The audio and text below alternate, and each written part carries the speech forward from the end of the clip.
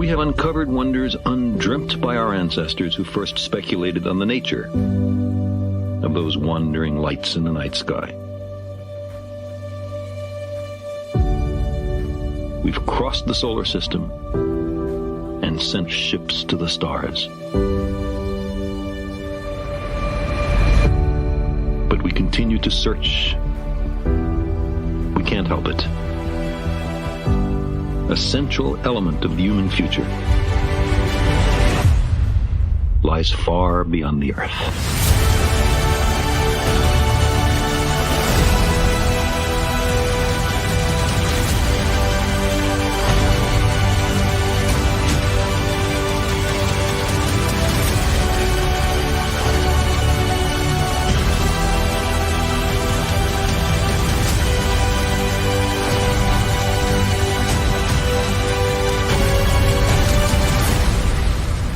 If we crave some cosmic purpose, then let us find ourselves a worthy goal.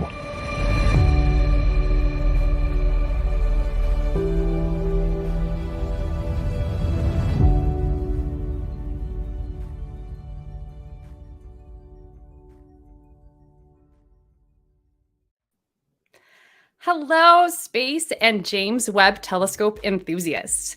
First of all, before I get too far into this, if there are any issues with my sound or the volume, please let me know in the chat so that I don't go too far and not know that I have a problem.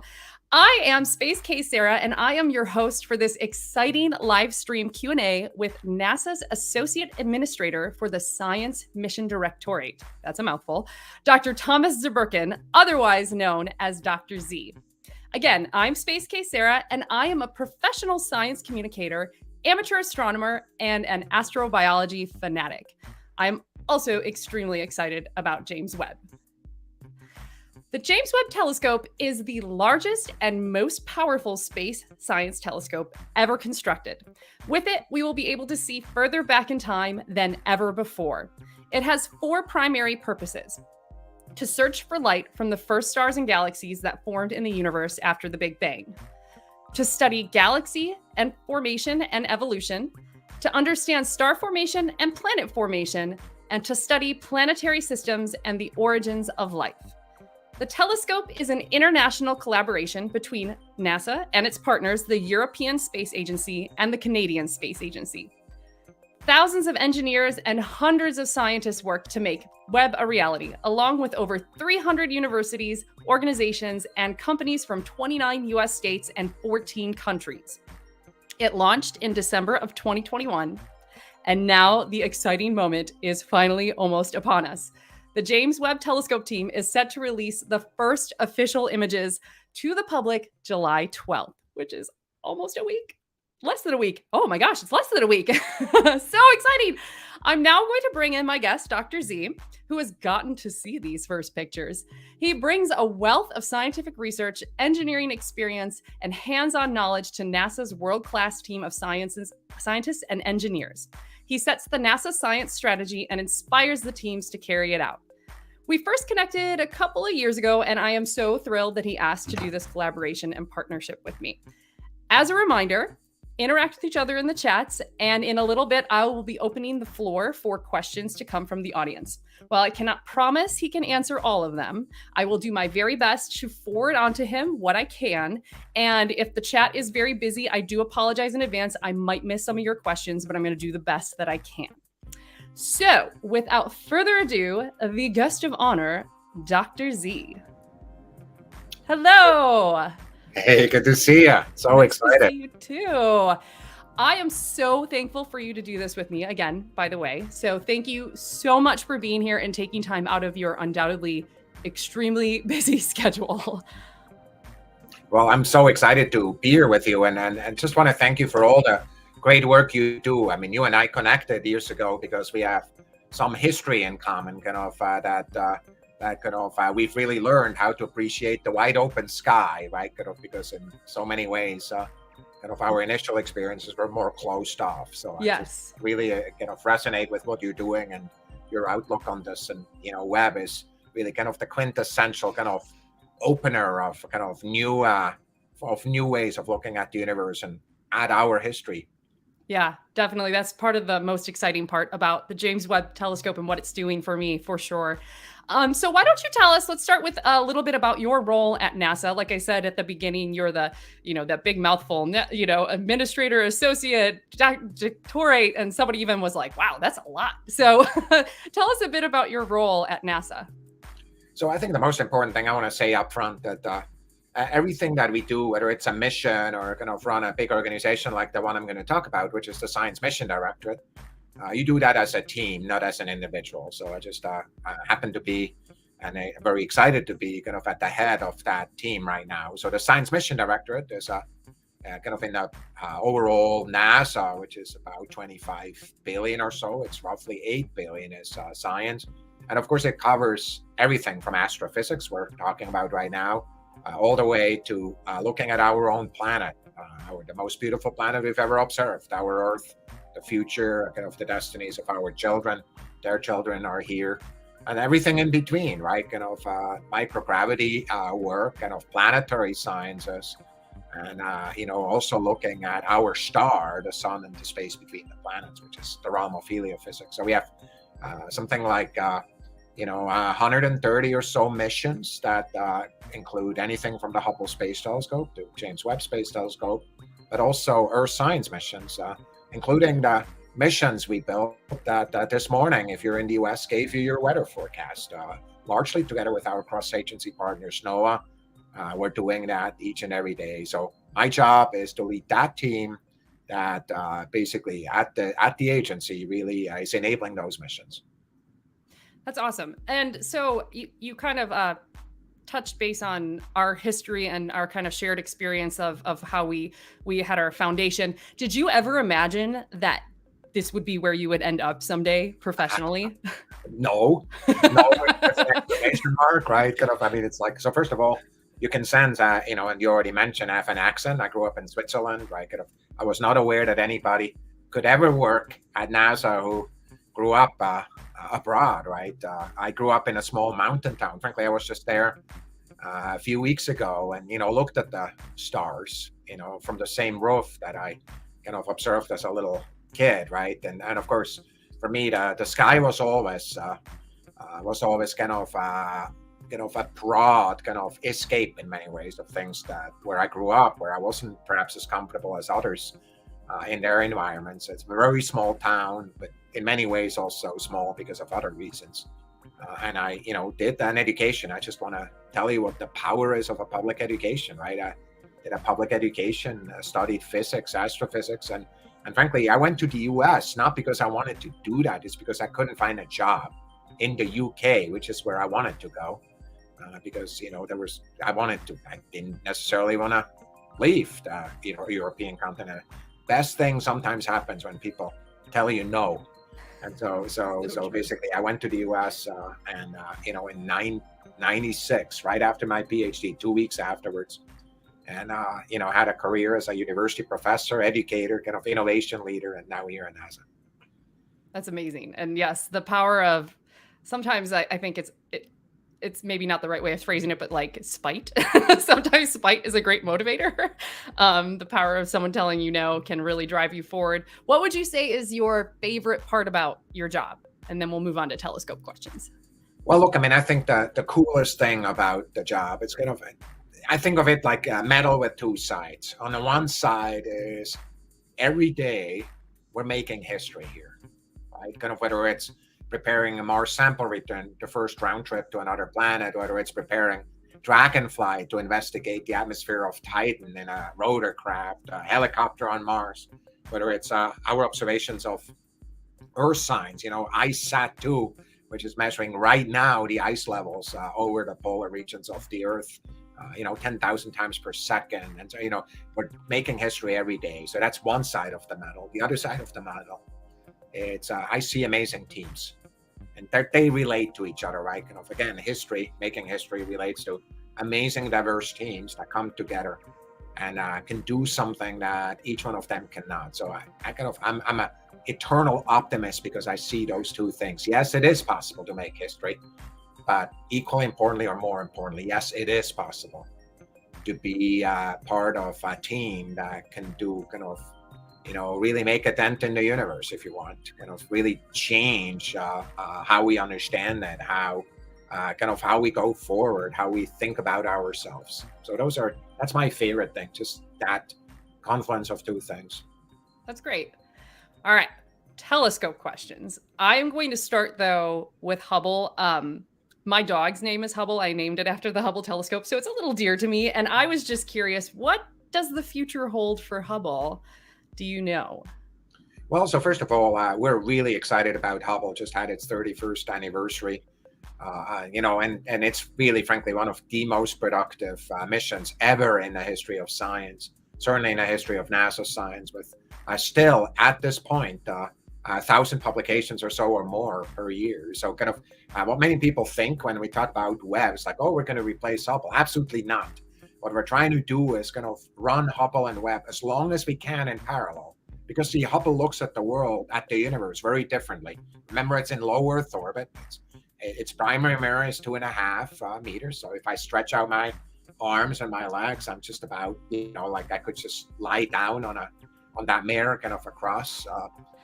So it's smaller than the 6.5 meter, which is 21 feet, which of course is several of me in a row, which is what's Webb. But more importantly, it's UV, ultraviolet focused, visible, a little bit of IR. So it's a very different window to the universe. I predict right now that as we go forward in a year or two, we look back, so many of the publications will not just be on Webb, but it will be Webb and Hubble. Webb and Chandra, Webb, and other missions, because that's just how scientists work. So Hubble has a bright future, and of course, it's an aging asset. So I already gave you the age, right? So it's past its lifetime, and so we need to always cross your fingers a little bit. By the way, my dog is called Luna. Okay. I love that.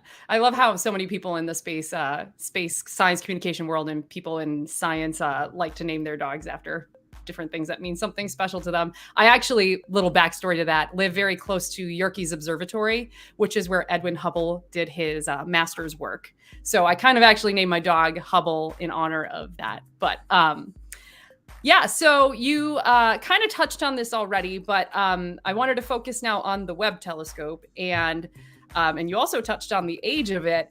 When you look at the history of how long it's taken to finally get to this point, that's like almost my entire life.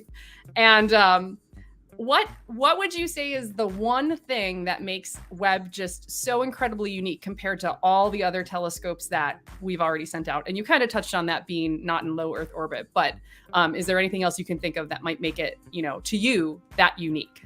So I think that what makes Webb unique is two things together.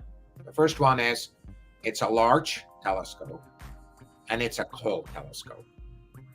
So a large telescope means we can look really deep and look at the resolution, as if you've ever taken pictures or if you do any of the, if you're an amateur astronomer, just like you are, Sarah, the primary mirror sets the resolution. So it's a large telescope, so it has high resolution, especially for IR.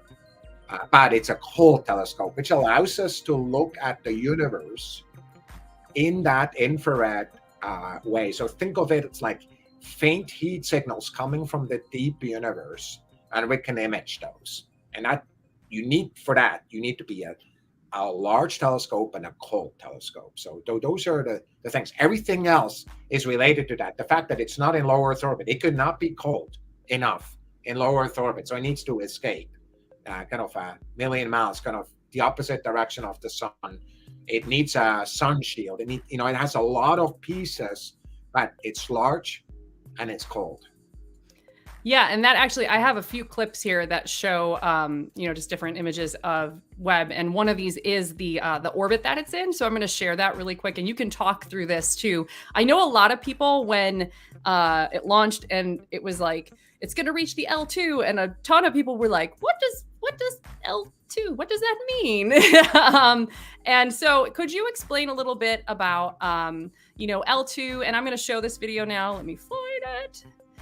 If you want to talk us through this. You see the sun in the middle there, the Earth going around it. And what you see out there behind the Earth, and kind of course, it's not to scale. It's only 1% the distance of the sun and the Earth. There's a region, and that region, L2, is where the gravitational pulls and the centrifugal forces as you go around balance. So remember, if it was standing still, there's only one point which is between the sun and the Earth where that force would balance, right? But this one is behind the Earth because of the centrifugal forces. So it's basically a place, if you want, where you can put a piece of hardware like the James Webb Space Telescope. It's kind of away from the sun, the Earth. Kind of, you can put a heat shield up and kind of make sure that all the hot radiation, the moon, everything is on that side of the heat shield. So it's looking constantly into the dark universe. So that's really what the intent is of that. So L2 is going to be, I would predict, right, kind of in a time scale of 10 to 20 years, kind of L2 is kind of the astronomy, kind of it's the Mauna Kea in space, right? It's kind of where we bring telescopes. It's the ideal place to do these telescopes because it's again stable, kind of things are around there, but it's also cool and kind of quite accessible. Very cool. That was a good explanation, and I think that visualization really helps for people to understand that, because it's three-dimensional, so it's really hard to we think so very orbit centric, where just something is just circling the Earth, and so it's kind of hard to get your mind around it without that three-dimension imagery. I'm going to show to the audience all of the instruments that are on the James Webb. Which one is your favorite and why? Oh, wow. It's a hard one, right? It's kind of, which one is your favorite child? Right? Look, I mean, each one of those instruments, some of them are imagers, right? So they're taking a picture, and some of them they're taking spectra. So MIRI in many ways is, if you look at the leap from before to now, I think MIRI is one of the biggest leaps.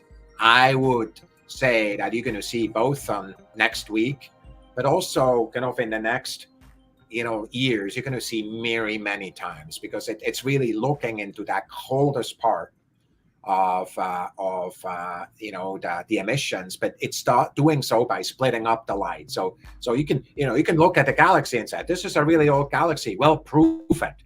The way to prove it is to look at the spectrum and basically say, hey, we know the fingerprint of kind of the emissions of galaxies. So kind of the redshift puts it out there, so we can measure the distance. So MIRI is going to help with that. Of course, each one of the others has an equally compelling thing, but you just look at I think what many people miss is when, you said how long it took for Webb to be developed. What many people miss is quite how big a leap this is in so many of the areas, including in these instruments. Some of these detectors didn't exist when they started. Like, let's come up with a detector that can image with high resolution, that kind of thing. Let's come up with a microarray, kind of like where little apertures can kind of separate a galaxy, and so we can see the spectra of those galaxies. These micro shutters, right, was all invented, and it had to, of course, survive launch. And it's like there's like 10 to a dozen, depending on how you count, kind of miracles, kind of entirely new technologies that had to be developed, including some in these instruments. Right. You're reminding me of Voyagers a little bit, and how they've talked a lot about how, that was a timestamp. It was like, we built these with this technology, and that was right before the explosion of computer technology, and that, that was what it was, which actually brings me to a question I had wanted to ask a little later, but I'm going to ask it now. I heard from a lot of people who worked on Voyager that it was incredibly emotional to work on this, satellite and see it get closed up and know that that was the last time something so significant, human eyes were going to see it. Did you have a moment like that you got to see it in person for one last time and know that you'll never get to see it again? And if so, how did that make you feel? So yes, I remember that, but I have to tell you, I was kind of worried. Yeah. I mean, if you've seen Webb fully deployed, and if you've seen Webb folded up, it's like, this is really complex, right? It's like, I remember the first time I saw the James Webb Space Telescope integrated, the telescope together with the sun shield fully deployed. It's like, oh God, this is supposed to work, right? Of course, what you remind yourself is you have Right. on Earth working on it, right? The team that makes that happen, right? And I remember Bill Oakes going on national TV and says, yes, it will work, right? And of course, he was right. By the way, he too says it was simpler than I thought, right? So it just show, it's, I don't know whether you're into sports, Sarah, but you can talk about teams many times. You need to see them on the playing field to know how good they are. Sure. So for me, I remember that moment. Yeah. So it's magnificent, but it's also scary. I think the last time I felt that way is when I visited with the head of Arianespace, kind of the launch pad, and I saw the Webb logo on top of that rocket, and it's like, God, I really hope it goes the right way. And of course, they did such a beautiful job, Arianespace, together with the European Space Agency, launching us. I could imagine that fear. And then you're in such a public position that you have to put on that brave face and be like, nope, everything is going to work out. And I trust the teams that put this together. I just wanted to give a quick shout out to my friend Ben, who is chatting in the comments here. And he was talking about how he's had some conversations with you in the past about the depth discussions, Ben Robbins, about the workings of the telescope. And I just want to remind the audience that please start asking questions and talk to each other, because I would love to be able to start opening that up. So if you want to start throwing your questions in the comments, and if we can answer them, we will. I have just a couple more for you. And then I actually have a small list of questions that special friends and family, I reached out to them and asked them if they had anything that they would like to ask. So I have a small bank of some questions to ask you. But one thing I wanted to know is, I don't know if it works the same way in the telescope world as it does in the rover world, but were there any Easter eggs put on James Webb? Do you know? So you mean like a hidden message or something, like as a nod to something? I'm not aware of any. Okay. So that doesn't mean you need to ask the other people, and by the way, in the rover world, right, we approve those, right? Sure. So I think frankly, God, I mean, that the work of every one of those 10,000 or so people that work, this is speaking for itself up there right now in deep space. Sure. But I'm not aware of any. Yeah, probably. Yeah, after the long history of it too, people were probably like, "Don't you dare do anything on that telescope that's not approved." So, kind of putting your personal feelings into this, what do you hope? And I'm kind of leaning into astrobiology here in particular. What do you hope we will find with this telescope? What is sort of like your personal hope that you think? Well, look, I mean, I think it's, if you look at it from the point of view of astrobiology, which is how can we learn about life elsewhere? I think it's the biggest leap we have in this decade. It's the biggest leap, right? So we're learning a lot about Mars. We're going to go with Clipper in 2024. We're going to launch it. We need to get there. Dragonfly later in the decade, but and that's all exciting, and we're going to learn about life. But if you look at the atmospheric scans, the spectroscopy we're going to do as planets, exoplanets are passing behind and in front of their respective stars, that transit spectroscopy, as we call it, right? That will give us, with this telescope, really a sense of what's in these atmospheres. And of course, what we're really trying to figure out is whether these atmospheres are consistent with the possibility of life in their environment, together with other parameters we learn about. Like, for example, we know roughly in many of these cases what the temperature is based on some simple models, or the densities based on some other orbital models. So for me, finding, really moving that discussion of life elsewhere in our galaxy is the biggest mind-changing part, followed only by finding the early galaxies, which is full of questions. But for me, it has to be the astrobiology one, as a leading one. And then Sarah, what I'm sure you know, but many people perhaps don't, is when Webb was started, that was not a question. Right. Not a question. And, you know, it really became one as we learned more. And that's what great telescopes do. They evolve with the community that is running them. Yeah. That's one of my favorite facts is, you know, what was it, 95? The first one was discovered. And before that, we had no idea. And now we hit 6,000 recently, which is just incredible that we found so many in such a short amount of time. I'm going to start with some of these questions from my friends and family, and they know who they are. And then I have a few coming in the comments. And like I said, I have a few clips I can share as you answer of the beautiful James Webb. Your team, the artistic team, gosh, I was kind of going through all the videos, picking some to choose. And it's almost like a car, you know, like an advertising car thing where there's like all these slow-mo, like beautiful images. So I'm going to share some of them because obviously people put in a lot of work. So the first question that I have here is, so we get our first images July 12th, but when were they taken? And are they still being taken? Or rather, when did it begin and how long was the exposure? And again, I'm not sure if everything you're capable of answering. So just be like, nope, I can't talk about that. So we started a few, is it 3 weeks ago or so, we started or 2 weeks ago, we started taking the first of these images. And as we're sitting here, we're still taking them. I think we're basically done tomorrow with the initial images that were coming out. And, you know, so we're basically going down a highly planned sequence. And the instruments, of course, need to be ready. Remember, 3 of the 4 instruments have full science readiness. One of them has still one science mode to go. But all the others are there. So the exposure depends a little bit on the exact image. So it's not a single image we're talking about. We took multiple images and then are taking, I would say, to zero thought, a handful of them and, you know, putting them out first. Recall that we're putting out the first light images. That's the beginning. Not, of course, it's the end of commissioning. It's the beginning of science period. Over the year.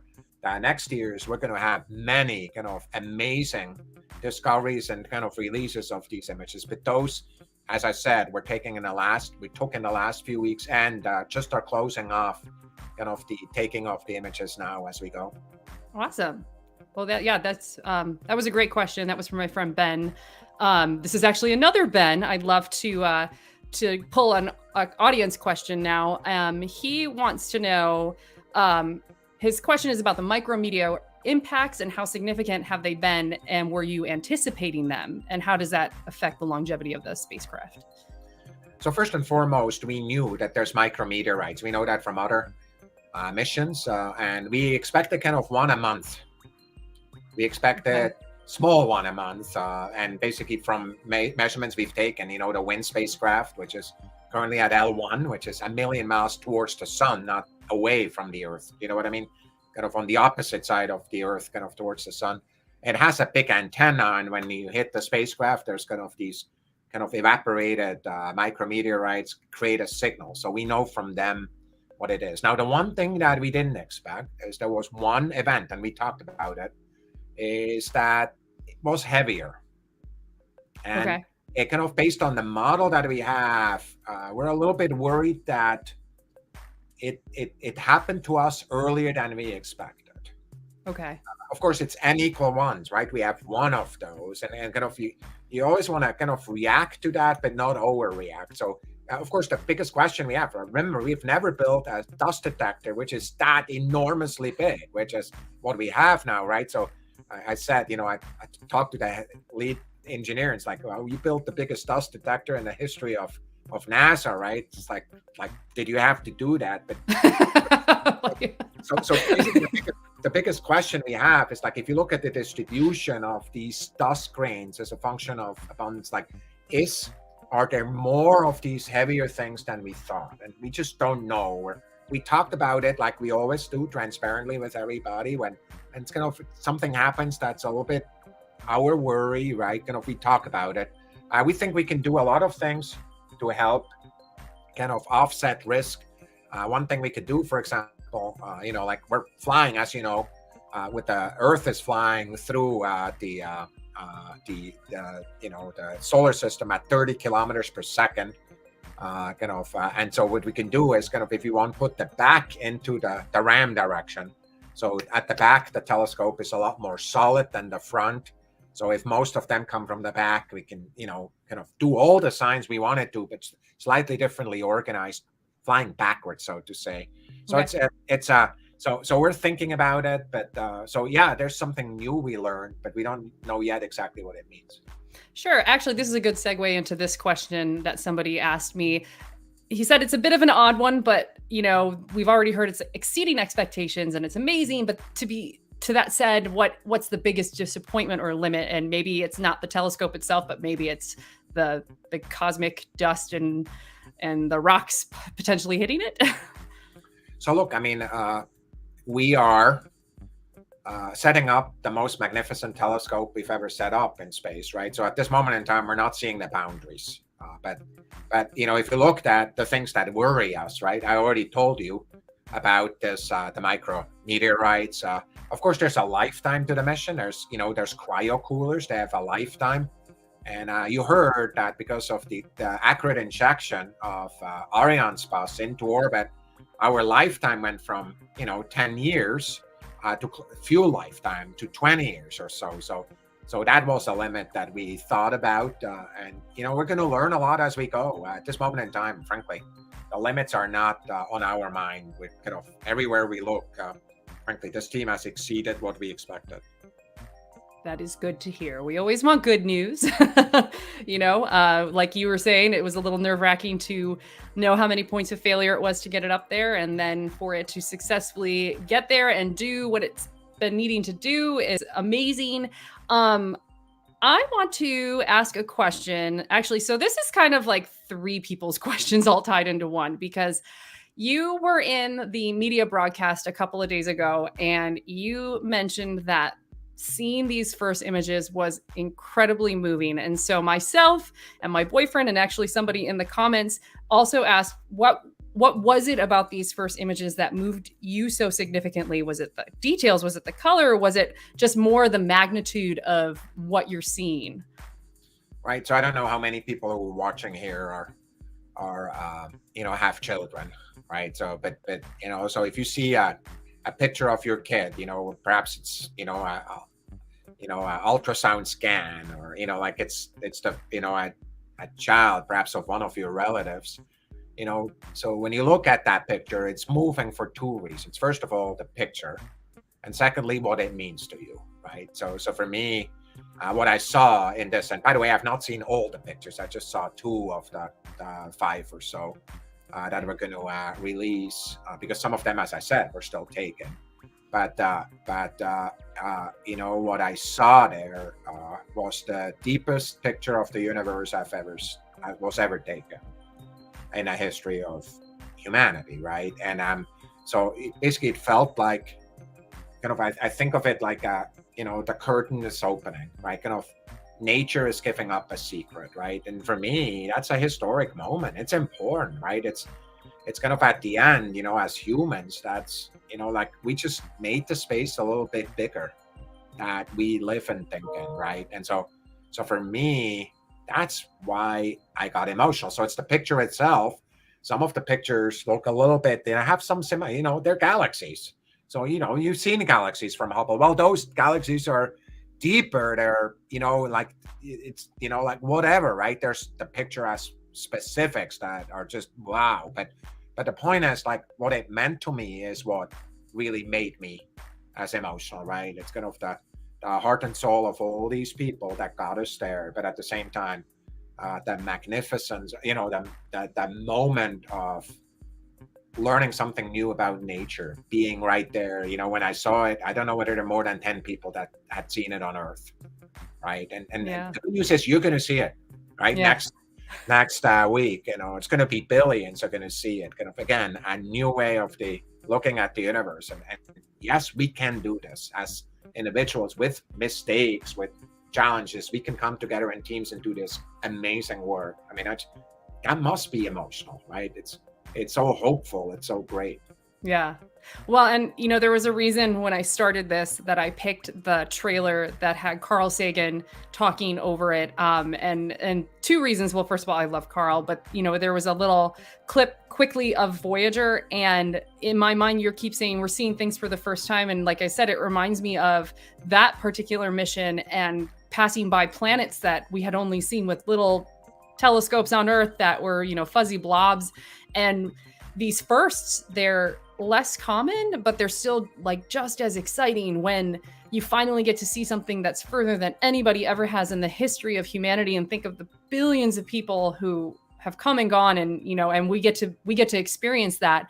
Something I do is sidewalk astronomy, and I love to share just information and facts about things with people that so many people just don't know. And James Webb is definitely one of those things that I like to share facts about. I also like to share things about Artemis, and that we're going to have people walking on the moon again, which I've never seen in my lifetime. So it's such an exciting time to be in the space industry. And I can get really emotional. So so are you telling me that I should be prepared to cry when I see these 2 pictures? Or 5 pictures, whatever, how many are coming out? I hope you have a sense of awe like I did, right? Yeah. I hope you have that moment. Like, it was really interesting. I looked at the picture and it was quiet in the room. So only 2 of us there. Nobody spoke. Yeah. Then I realized we're both just in that moment of, awe, right? Just looking at nature. Nature is so incredibly more beautiful than we ever give nature credit, right? It's incredible, right? What's out there. Every time we peel back a little bit, like we open another curtain, we there is more, and it's more beautiful. And for me, yes, you should be ready. Yeah. Okay. Good. I mean, I cry over like everything. My joke always is I cry over butterflies, but I really do, because I love the metamorphosis of a caterpillar to a butterfly. I think it's the most amazing thing. But I will be prepared, and I'm so excited. And actually, this is a good segue to my friend Paula, who wants to know, where will we be watching these released photos? Where are we going to see them? I know the answer, but I'm going to let you answer. So, well, look, I mean, we're basically going to broadcast it. We're starting in the morning at 9:45 at NASA TV. So NASA, NASA TV. Just Google it. It gets you there. The first link is there at web.nasa.gov. You can also link to all of these things. Will be released later on. I think at 10:30. That show is starting, where we release those. And of course, you're going to see it on all of our social media channels. You can watch it on your favorite social media platform. We're going to stream it there. And many individuals in your local geography perhaps even have local events that you may want to be part of. Share it with somebody else. So there's events all over. Again, learn more on web.nasa.gov. Yeah, absolutely. I'm sure there are plenty of ambassadors out there that are planning to have a viewing party or something like that. So I'm going to forward this question to you. I am not entirely sure if you can speak to this or not. Stephen wants to know if there will be plans to explore the Great Attractor, but I like I said, I don't know if you can answer to that. I think what he may be referring to is the in the mass distribution of the universe, right? Especially as you look at a large scale, there are structures that are quite have a lot more mass, and frankly also probably have dark matter that are really important for that. And it's if you look at the structure overall, you look at the mass distribution and the velocity distribution, you see that certain of these structures are attracting that. So I would say that the telescope for that kind of large scale structure is really the Roman Space Telescope. It's the one that we're launching later this decade, which is really designed to look at Hubble resolution at the entire sky. Because what you really want to do is look in all directions and map it out. I would not be surprised if a science target that a scientist can come up with in that particular region could be a focus of a science investigation. But I just want to say that, by the way, also just with the Gaia data that just came out in our galaxy, of course, but with other data sets also, right? I would not be surprised if there's research being done there. But again, the kind of broader sense, the mass distribution as a whole, dark matter, dark energy is really what Roman is about.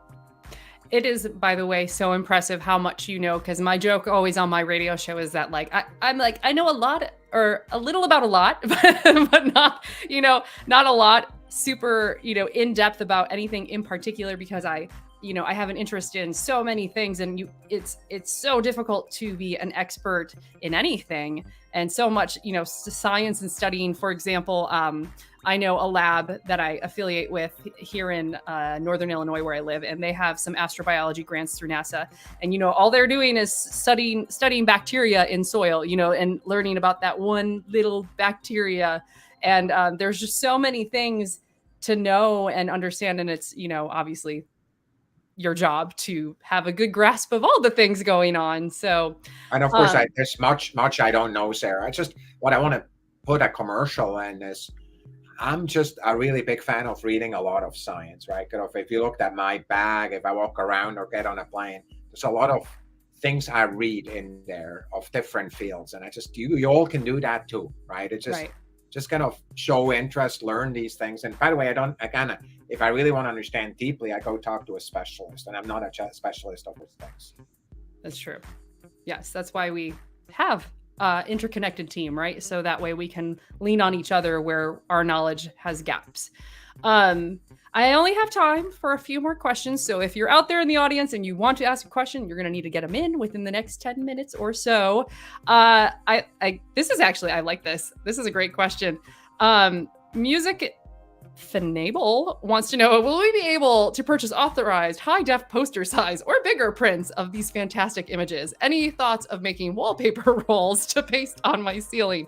That would be awesome. I think that would be very much awesome. And I sure hope, I'm sure we're going to print some posters, but what we're going to do is we're going to make all the data public at the highest resolution. So Music Finable or whatever, you make your own. Like, go to whatever shop you want and make your own, do it, and enjoy it. That's what I'm going to want to do. I mean, I can't wait to put something up in the back of my room that I work, whether it's here at NASA headquarters or also where I live. So it's just yes, you're going to see posters of these images and also future images everywhere. Okay. Which actually is what Terry's question was will the data be available for astrophotographers to process as with Hubble? So it sounds like yes is the answer to absolutely that. We're strong believers. I wanted you to know that the answer is yes in all of our missions. All of our data we want to make public, and the reason we do that for two reasons. First of all, we learned that some of you are amateurs, but you too can learn something about these data sets that many professionals cannot see. I have a lot of examples where that's the case. So we trust kind of in crouch learning better than one individual. So we're learning more from our data. I think the other reason we make the data public is we really want to be sure that when we make the data public that everybody has access. So it's not just the ones that are, in the top 10 universities or, like people with NASA badges. We really put the data out, and we want you, whether it's at Mars, whether it's looking at our own home planet or Webb or Hubble, you will be able to play with them as you want. That is, I think a really great thing about NASA, and obviously that's how I got images and stuff for this live stream and stuff that we use in the show I help produce, Ask an Astrobiologist. Everything, all the images you can find on NASA's website, and it's free for you to use. You can use it, and I think that that is right, because obviously the universe belongs to all of us, and so we should obviously have the opportunity to see these things as well as everybody else. Hold on, where did my comments go? So William has a question, and I think more the second question is applicable than the first one. He basically wants to know, how long do you look in an area, and do we expect to find that the universe is older than we think? So the age of the universe, kind of the best way we know the age of the universe is by a data set that's very different than this, which is what we call the cosmic ray background. So it's kind of the birth moment of the universe is imprinted in radio emissions from all directions. Our friend John Mather, who's going to be part of the TV show, won the Nobel Prize for that, actually. Kind of really, and part of it, it's really remarkable. Of these data, the age of the universe is quite well described. So I would be very, very surprised if from this we learned something that is different, right? There was a moment in time, and that happens sometimes, and as we learn from scientists, where the oldest rock on Earth was older than the universe, right? So something is wrong, right? Either we don't know how to date the rock, or the universe is older. Of course, what the problem was, the universe was a lot older than people thought, right? So Sure. The rock was correct. The age of the rock was correct. It just showed that something is wrong. So perhaps we're learning something to go look into one dark area and go really deep. William Baker is correct. It's like what we did with Hubble. We used several weeks of dwell time for that. What we're going to kind of show way up with kind of at the first light is kind of hours or so, and already we're beating all the records, but Right. I'm sure as we go forward with Webb, we're going to want to go as deep as possible, and we're going to add a lot of dwell time in it. So kind of as we go forward, I'm sure we're going to add to that. But just think of it as like kind of 24 hours is a good dwell time. Now, what's really important to recognize, if you're a Hubble, so imagine you go around the Earth. And so you look, when you come kind of on the dark side of the Earth where the Hubble works, right? You look, go there, and then you disappear, right? Kind of because the stars are on the wrong side now of the Earth. So kind of my point is, it's kind of an inefficient way of looking at stars.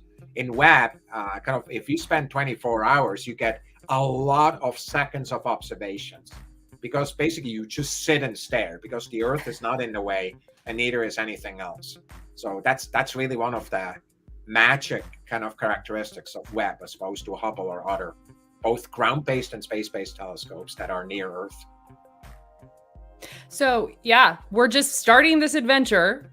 People have all these questions already of like, where do we go next? What are we doing next? Where are we looking next? And I think that at this point, it's just sort of like, whoo, we got out there and we're going to start taking these pictures, and then we'll kind of go from there. My friend Ben keeps asking a question, and I don't know if you have permission to answer it. So Ben, I'm going to actually pass on that question because I'm 90% sure he can't answer it. He wanted to know about what one of the other pictures were, and I was specifically told that the pictures and what else is on these pictures is off limits right now. So you're just going to have to wait. You're going to learn it. You're going to see it very, very soon. And if you can tweet at me and say, which ones did you look at? And then I'll answer. Okay, so there you go. Know what the two pictures are that I looked at, but you heard it. No, he wanted one of the ones that wasn't the two. So I think right. So I only saw two, right? You only saw two, so he's just going to be as surprised as the rest of us. Yeah, so that's exciting, actually. That's cool. We only have a few more minutes, and I guess I wanted to do this for my kids. Was there something that you would like to say to kids, not for my kids, but I guess maybe for any kid in general, say something to the path, the unconventional path of getting to where you are today? Because again, that's something that you and I really resonated on. Do you have any words of wisdom you'd like to leave to kids who, I come across this a lot where, math or science is hard and they just don't think it's for them, or they think that, maybe not even kids, adults think that it's too late in life and they can't start. And do you have any encouraging words we could kind of leave on a positive note to those people who feel like this isn't for them? Well, look, I think we're all part of the universe, and you too, whether you're great at math or not so great at math, you're part of it too. Learn about your history, kind of enjoy kind of your origin, kind of the depth of where you come from, where kind of part of the history is right out there, and enjoy it. That just like looking at the stars at night, go look at the stars with a child. You get what, that sense of awe and that admiration is, right? Find that in you. You have it. And, of course, we're good enough to appreciate nature. That does not require a university education. I grew up in a farm village, Sarah, you know that, right? And, and I remember hang out with the farmers and looking at the stars and discussing it with them. Many of them didn't even finish fully high school, right? And so they too enjoy nature. So that's really, be a science fan. And if some of you want to be a science professional, we'd love to have you. You're good enough. Many of us have had struggles too. Many of us have had to overcome challenges. And, yes, you're good enough. Be part of that amazing community that can, make history like with Webb. Yeah, there's so many ways to get involved too. You have local astronomy clubs, and there are NASA solar system ambassadors who help and do outreach. I'm actually doing an outreach this weekend for a nearby park district that's doing an unplug weekend, and so they asked me to come with a telescope and show the moon. So fingers crossed that the weather plays nice. Steven says exactly what I wanted to say. Thank you for taking the time to do this, because I cannot imagine how in demand you must be leading up to this release of these photos next week. And so this really means so much for you to take time to do this with me. I've been looking forward to this with so much anticipation, and I'm just so honored to have you. So thank you again for being here, and thank you to everyone for tuning in and asking questions. These streams will still be live or not live, but they'll be available to watch after the fact. Unlike my radio show, because I get a lot of questions. People are like, where can I listen to it? And I'm like, it's a live show. Sorry. This you can watch again later. So, I don't know. Is there any last interesting fact or parting words? I'm kind of drawing a blank right now. Well, I just really hope everybody is counting down to the 12th and just getting to know and appreciate our universe in a new fashion. And I'm just so excited to share that with all of you as we get there. It is. And it's so exciting. It is for all of us. I think that there is such a separation, this notion that like NASA and, all these highly educated people, they are the guardians of space or something, but it's for all of us. And these pictures are just going to be something that we all, at this little blip of moment of time, the humans alive right now, we get to experience it, and lots of other humans haven't and won't. So it's going to be super exciting. Well, thank you for coming on the air, and I wish you the best of luck over the next week. I hope you have enough coffee and time to sleep. Yeah, it's just really an honor to work with you on this also. And thanks for what you do again. What you do is really important, and what everybody else is doing, to spread this, talk to your neighbors, talk to your families, this is great, be an advocate, just like I want to be here. Thanks, Sarah. Really appreciate it. Thank you. Yeah, I was going to say, I think my family and friends probably were like, stop, you don't have to talk about space so much. I'm just kidding. Thank you again. And on that note, I'm going to play that Carl Sagan clip on the way out now, because I loved that so much, and we're going to share it again. Thank you. Thanks. Bye-bye. We have uncovered wonders undreamt by our ancestors who first speculated on the nature of those wandering lights in the night sky. We've crossed the solar system and sent ships to the stars. But we continue to search. We can't help it. A central element of the human future lies far beyond the Earth.